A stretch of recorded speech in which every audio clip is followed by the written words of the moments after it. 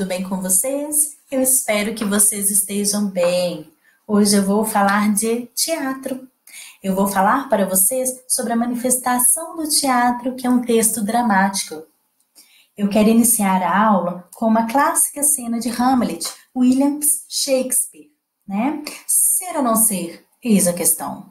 Aquele questionamento que o personagem faz sobre a existência humana, que transformou essa peça em um clássico universal que atravessa o tempo.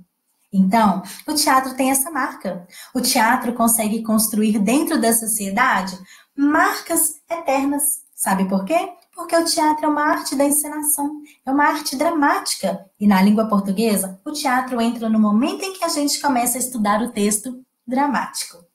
Quando a gente fala em texto dramático, a gente está falando de drama. E o drama na sua acepção original, que é ação. Ou seja, é um texto que é feito para ser representado, encenado. Eu queria lembrar vocês, antes disso tudo, que existem alguns gêneros que a gente chama de gêneros literários, que é uma forma que foi encontrada de organizar os textos de caráter literário. O gênero dramático compõe um desses gêneros, que são esses textos feitos para representação. O texto dramático compõe um elemento central de uma peça teatral. Eu quero também falar do gênero lírico, que é pautado por meio dos textos mais poéticos, mais voltados para o extravasamento do eu. E o gênero épico, que é um texto literário que apresenta aventuras heróicas e eloquentes, baseadas na história cultural dos povos. O teatro é quase que um ritual. É assim que eu gosto de chamar, ritual. Sabe por quê? Porque tem todo aquele ritual, né, gente? Existe um palco, existe uma cortina, existe um trabalho de luz. A plateia se posiciona, ou seja, eu quero que você lembre dessa construção acima de tudo, porque o teatro faz parte da sociedade. Bom, o texto dramático foi feito para ser encenado, representado por atores, ok? Por mais que eu tenha dito a você no início, né, que a gente está falando de um gênero dramático, a gente está assim num trânsito entre a narrativa e um drama. Porque, acima de tudo, num texto teatral, a gente precisa contar uma história. O que muda em relação ao gênero narrativo é a forma como essa história é contada diante de um público. Então, a construção desse texto vai contar com elementos bem específicos. Quando a gente pensa nisso, a gente lembra que um elemento fundamental para a encenação acontecer são os atores. Eles têm que interpretar papéis de pessoas que eles não são. Isso é natural que aconteça. Um adulto interpretar um papel de uma criança, uma mulher fazer um papel de um homem e vice-versa. Porque no teatro, o elemento básico é a sugestão. Diferente do cinema e da TV, que os elementos são muito explícitos, muito marcados. A gente tem no teatro a possibilidade de fazer uma representação mais sugestiva, mais sugerida. Ou seja, você pode ver um espetáculo com apenas um banco ou duas cadeiras e dois atores encenando. E a gente acaba imaginando que aquele cenário é composto por outros elementos. Isso vai muito da imaginação não só do ator, nem do cenógrafo, que é aquela pessoa que constrói o cenário, mas do autor em que cria um texto dramático. Lembrando, né, que um texto dramático é um texto da ação, da encenação. O autor desse texto nós chamamos de dramaturgo. Tudo nasce da criatividade de um dramaturgo, que começa a criar uma história que vai ser encenada. Então, os atores são fundamentais. Sabe o que significa isso? Significa que nós não temos narrador. Lembra daqueles textos, né? Que a gente fala em narrador de primeira e terceira pessoa, narrador que participa, que não participa da história? Então, no texto dramático, quem conta a história são os atores. Então, eu dispenso o narrador. Eu tenho aqui elementos fundamentais, né? Que são personagens, espaço, tempo e o enredo. Na construção de um texto dramático, acima de tudo, nós temos os personagens. Se o drama é ação na vida de alguém, eu preciso pelo menos de um personagem. Porque vocês podem se deparar com textos dramáticos encenados por apenas um ator, que é o que a gente chama de monólogo. Isso pode acontecer, mas basicamente, além de um, eu devo ter outros. Na maior parte das encenações é composta por um elenco um pouco maior. E esses personagens se relacionam entre si. Eles não precisam se apresentar necessariamente diante de um público, dizendo que são personagens. Eles vão encenando, vão criando, e a gente vai percebendo esse enredo por meio do que está sendo representado, dramatizado. Olha aqui, eu quero que você guarde esses verbos. Encenar, representar, dramatizar. Porque esses são verbos que compõem o campo desse gênero texto dramático. Os personagens, vamos falar um pouquinho deles, né? Eles estão em um dado espaço e um dado tempo. Eu preciso deixar isso bem claro, porque o figurino, a maquiagem, né? A maneira de se expressar, ou seja, a linguagem utilizada, todos esses elementos variam conforme o tempo e o espaço. Se for uma peça teatral que tenta reproduzir uma situação do Brasil no início do século XIX, por exemplo, vai ser necessário investir um pouco de criatividade, também de material para a construção de um cenário, para a reprodução de um figurino, de uma maquiagem e de um comportamento típico da época que está sendo representado. Por isso que você tem que ter muita consciência do que você está escrevendo, porque se você está fazendo um texto para alguém encenar, alguém representar, alguém vai falar coisas que foram escritas por você.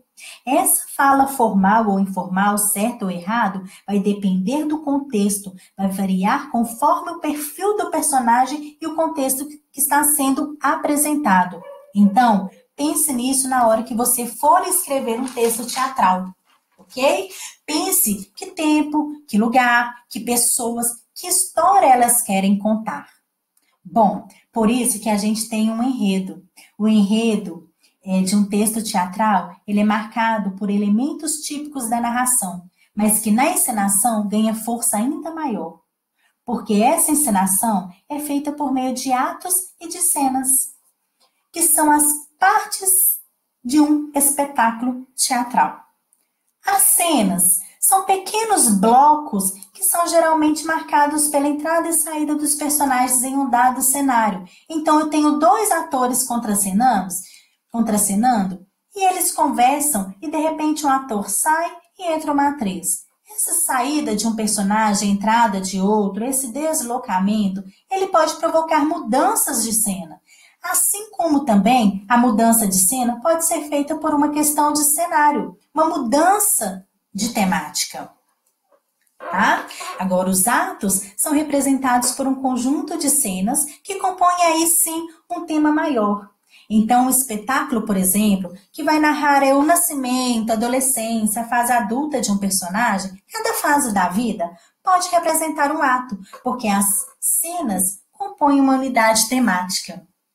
De todo modo, a cena reúne em si a unidade dramática, ou seja, aquela cena conta como uma parte da história que precisa respeitar um enredo, que começa com uma situação inicial, com uma complicação, porque todo drama tem que ter um conflito e um problema a ser resolvido, e que é finalizado com um desenlace, com um desfecho, né? Então, a situação inicial, conflito, que se instala o problema, algumas cenas que vão representar o clímax, o momento de maior tensão e o desfecho, tudo isso é representado por um elenco diante de uma plateia em cima de um palco. Gente, o corpo, olha aqui, o corpo fala tanto quanto os diálogos. Então, é importante ter uma postura de ator. É por isso que existe, além do dramaturgo, na hora de montar uma peça, na hora de você montar o texto dramático, existe um diretor que ajuda os atores a se posicionarem, ok? Pense que os diálogos são construídos para que o ator, na hora de ler, ele vai saber o que fazer. E ao lado desses diálogos, nós temos as rúbricas, né? São as indicações de cenas. Como assim? Eu preciso que alguém diga o que eu tenho que fazer. Porque eu preciso mostrar como essa encenação acontece. É aqui nesse exemplo que eu vou colocar para vocês, que vocês vão ver como é importante sinalizar as indicações de cena. tá? Olha aqui, ó. Maria e João conversam no quarto. O cenário pode ser simples, com apenas uma cama.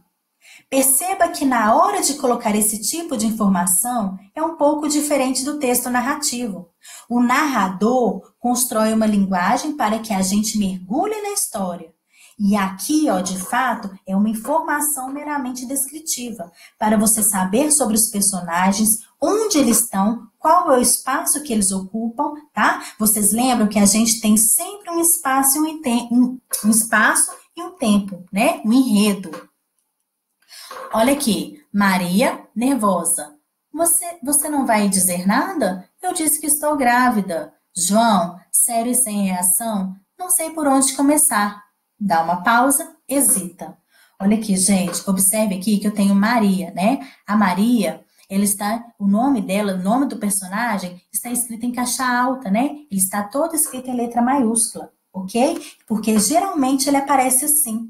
E eu coloco um destaque sobre o tipo de interpretação que esse ator tem que exercer. A minha interpretação aqui, ó, é o quê? Que Maria estava o quê? Nervosa, tá? Depois, eu tenho a fala aqui de outro personagem, né? Eu tenho aqui João, né? Eu tenho mais uma indicação de cena, olha aqui. Sério e sem reação. Viram aqui? Não sei por onde começar. Olha aqui, ele interrompe a fala, ele está na dúvida se continua ou não. Se eu não tivesse a indicação das sensações, das emoções de Maria e de João, se eu não tivesse a descrição do local, eu não saberia encenar esse teatro. Então, gente, na hora de escrever um texto dramático, pense sempre nesses elementos, ok? Olha aqui, ó. Tanto nas indicações de cena, quanto nos diálogos que reproduzem a fala dos personagens, ou seja, são construídos por meio do discurso direto. O texto dramático, nós temos drama, ação, encenação, narração, atores, espetáculos, porque o texto, depois de escrito, ele pode ser representado em cima de um palco. Então, gente, por hoje é só, eu fico por aqui, tá? Até a próxima, fiquem com Deus, um grande beijo.